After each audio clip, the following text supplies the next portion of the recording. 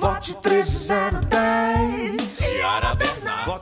Nós estamos aqui no Instituto Federal de Sorocaba. Foi uma luta minha como deputada federal, tanto para trazer o UFSCar, como para trazer o Instituto Federal de Educação Tecnológica para cá. Nós estamos funcionando aqui na sede da UFSCar do centro da cidade, na Santa Rosália. O nosso Instituto Federal oferece hoje cursos de administração eletroeletrônica para mais de 400 alunos. Já temos parceria com o Sindicato dos Metalúrgicos, para que nós ampliemos as nossas classes, e também escolas estaduais no Parque das Laranjeiras.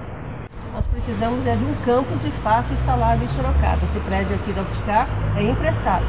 Eu sou professora, sempre ligada à área da educação pública, e como vereadora eu vou continuar atuando na Câmara Municipal, pelo cumprimento do Plano Municipal de Educação, pelo crescimento do nosso IFE, para que ele tenha instalações próprias e possa atender muito mais alunos do ensino médio profissionalizante e cursos superiores também da área tecnológica. Podem contar comigo.